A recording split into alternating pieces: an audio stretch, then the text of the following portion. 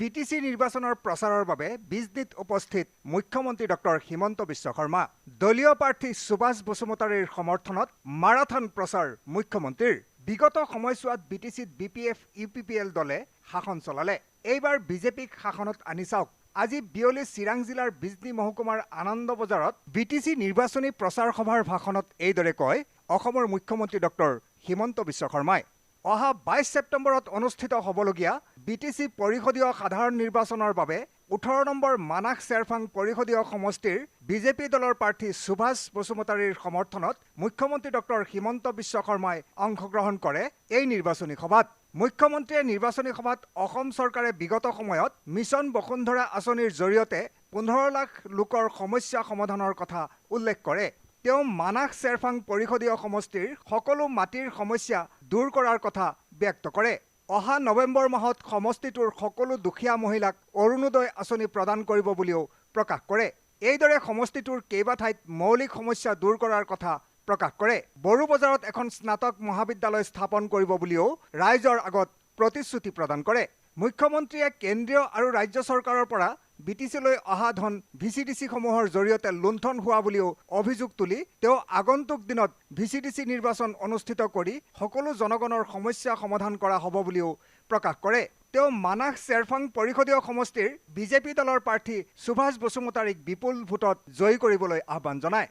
এই নিৰ্বাচনী সভাত দলীয় প্ৰাৰ্থী সুভাষ বসুমতাৰী, মন্ত্ৰী কৌশিক ৰায়, ৰাজ্যিক বিজেপিৰ সাধাৰণ সম্পাদক পল্লৱ লোচন দাস, বিধায়ক হেমাংগ ঠাকুৰীয়া, বিজেপিৰ এছচি মৰ্চাৰ সভাপতি নবাৰুণ মেধি, চিৰাং জিলা বিজেপিৰ সভাপতি ৰতন চন্দ্ৰ ৰায়, বঙাইগাঁও জিলা বিজেপিৰ সভাপতি উজ্জ্বল ক্ৰান্তি ৰায়ে ভাষণ প্ৰদান কৰে। সভাত কেইবা হাজাৰ দলীয় কৰ্মী সমৰ্থকে অংশগ্ৰহণ কৰে। News desk, Bijni first. কোনো কথা নাই, সকলো ৰাইজে 22 তাৰিখৰ ইলেকশ্যনত বিজেপিক ভোট দিব, বিজেপিৰ চৰকাৰ হ'ব আৰু সকলোৰে লগত মিলি জুলি আমি মানাহ চেৰফাঙৰ কাৰণে, আমি বিটিচিৰ উন্নয়নৰ কাৰণে একেলগে লগ লাগি আমি সকলোৱে কাম কৰিম। বিটিচিত কংগ্ৰেছৰ পজিশ্যন নাই। ইয়াত বিপিএফ, ইউপিপিএল আৰু বিজেপিৰে কণ্টেষ্ট, বেলেগ পাৰ্টিৰ ইয়াত কণ্টেষ্ট নাই।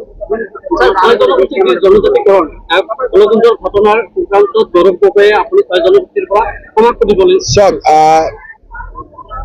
যিটো কাম কংগ্ৰেছে বেয়া কৰি থৈ গৈছে তাৰ কাৰণে ক্ষমা কংগ্ৰেছে খুজিব নে মই খুজিম?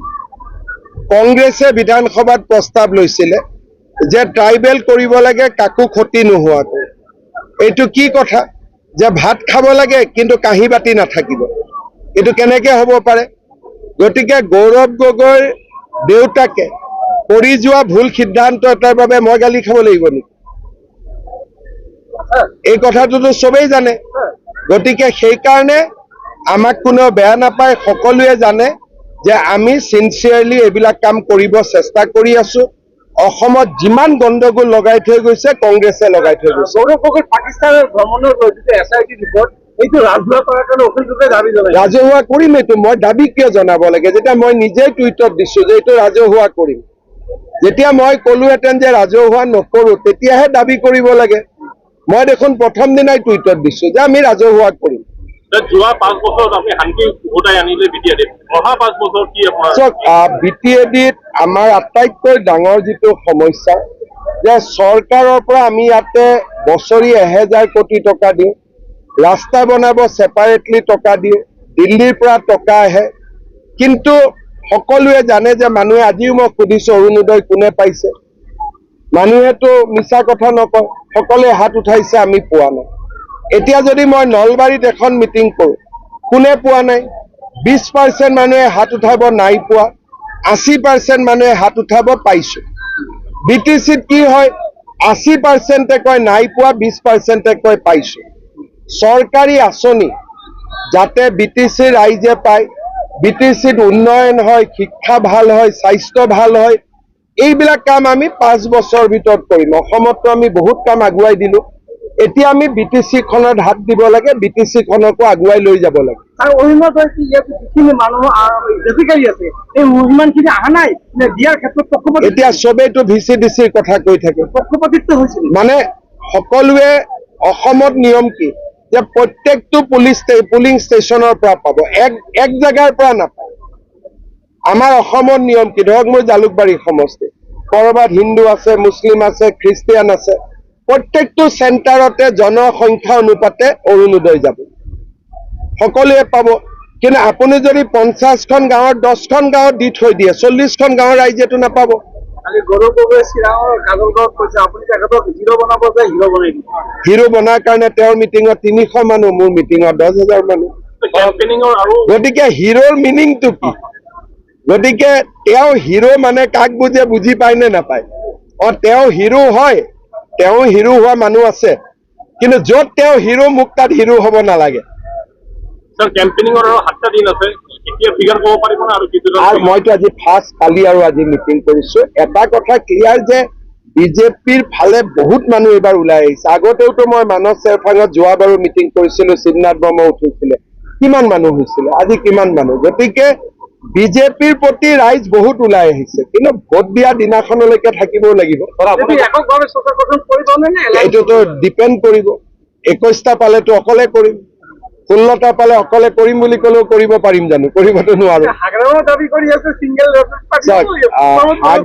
দাবী কৰিছে ছিংগল লাৰ্জেষ্ট, প্ৰমোদ বড়োৱেও দাবী কৰিছে ছিংগল লাৰ্জেষ্ট। এই গোটেই দাবীবোৰ লাষ্টত মিলাই ল'ব লাগিব, কাৰণ দাবীটো পাব্লিকেহে কৰাব, সেইকাৰণে মই দাবী কৰা নাই। চব এইটোৱে কথা যে চিফ হওক, ডেপুটি চিএফ হওক, মই কোনো মোৰ আপত্তি নাই, কিন্তু ৰিজাল্টৰ দিনাখনলৈকে ৰখি ল'লে হ'ল।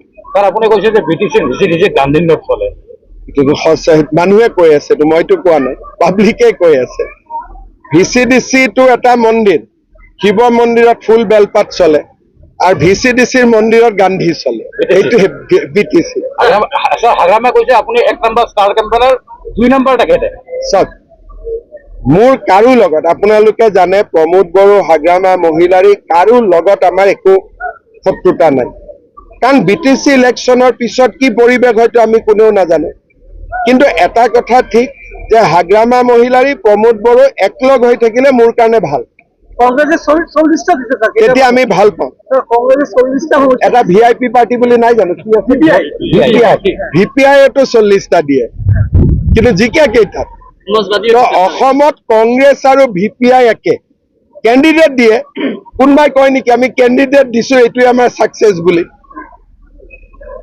এনেকুৱা আজি ধৰক অসমত এছেম্বলি হ'ল, 126টা জেগাত মই কেণ্ডিডেট দি দিলো, মই কম মোৰ এইটোৱে সফলতা, 126টা, চিকিউৰিটি কিন্তু এটাও না ফৰফিট।